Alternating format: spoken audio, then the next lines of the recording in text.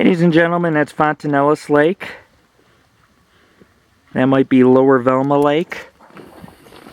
We're in a different vista point now, as you can see, but it's still a good view.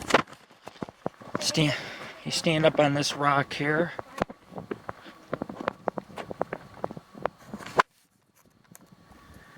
Then you have Emerald Bay. Finette Island's right below those trees. It's kind of hard to see. Cascade Lake.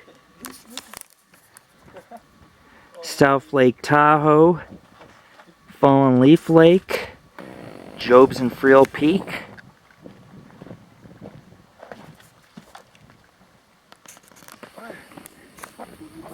The Crystal Mountains. You have way too many ones. It's alright, because I'm going to be drinking a few before we go. I'm going to guzzle them so I don't get cramps. Alright. Mount Tallac. There's some snow up here. Not on Maggie's Peak. And, My bag popped.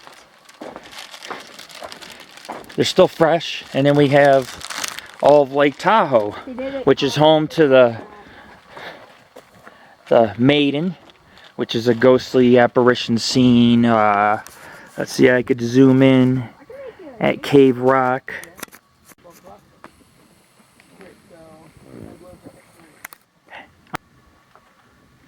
There's Cave Rock where the Maiden is seen. Right below that, the water is extremely deep up in this area to the right of Cave, the Cave Rock. Actually, the highway goes through there, but there is also a cave up in there. It used to be a lot deeper. Very sacred to the Washoe, but to the right of the where the road goes through, or the tunnel, is the most common area the lake monster sighted, besides Emerald Bay below. And this would have been, if you look here, this would have been, look at that. This would have been a twin bay. You have Emerald Bay over here, which leads out to the lake, and this is enclosed because the glaciers push so much rock and earth up that eventually it sectioned it off as its own lake.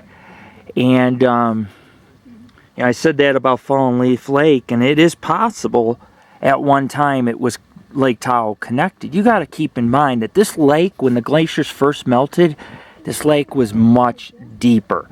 So places like Cascade Lake, Emerald Bay, Fallen Leaf Lake would have been filled, this whole basin would have been filled with water. And the water could have came all the way up almost into those rocks right there. So the lake has gone down, you know, over the last 10,000 years. But you have beautiful Lake Tahoe. It's also known for its lake monster called Tessie. And if you really want to get technical, now you got Tessie, you got the Maiden, or the spirit that is sacred to the Native Americans and the Washoe people. You have a whole vast wilderness. Beyond this Crystal Range, and all within these mountains, on the backside, all these canyons, that's a Desolation Wilderness, the deepest part of it. And that, if you, like I said, if you want to get technical, that's all Bigfoot country. I mean, I've had a couple experiences and gotten some evidence. And if you ever study, like on documentary, some of the charts, this whole area is colored dot to dot to dot to dot, meaning Bigfoot has been sighted all throughout here at one time or another in the last 100 years. And so all the dots are touching. So this is, I mean, this is a major red zone for Bigfoot. It's just completely highlighted this whole area. And there's a lot of dens, there's a lot of caves, there's a lot, you got about 60 bodies of water back in here. It's vast, there's vehicles aren't allowed, there's cliffs, there's dens, there's caves, there's a lot of areas something can hide and live, and there's a plentiful food supply. So, and you can see it's very vast. I mean, you can look at Tahoe, and that's the rim. That's Genoa Peak over here. We stood on Genoa Peak. I'll show you guys. I stood up over there at one point, and the Tahoe rim goes all the way around. But I'm telling you, I've seen UFOs on this part of the lake. I've had Bigfoot experiences over here. I've all the little things I've experienced, it's just amazing. But I've gone over here. If you kind of look, it's kind of hard to see, but over in that area is Martlet Lake, and they have Tahoe. Well, Martlet Lake's over nestled in the rim. We've been up on top, near the top of the rim, but if you go past Cave Rock, which you can't really see unless I zoom in, they have Spooner Lake, Martlet Lake, and Hobart Reservoir. We've done Spooner, we've done Martlet, and then Hobart is a little to the north. And what we're going to do is we're going to actually hike from Carson City, go right over the mountains to Hobart Reservoir. It's real pretty in the fall, and there might be some Bigfoot activity. All along this range here is very high in Bigfoot activity. There's a lot of water, there's a lack of trails, a lack of areas where people cannot get to, and it's heavily full of brush and forest and falls and creeks, and it's a beautiful mountain range. And so from my experience, I found out that there's a pretty hefty or high volume Bigfoot population in that range alone.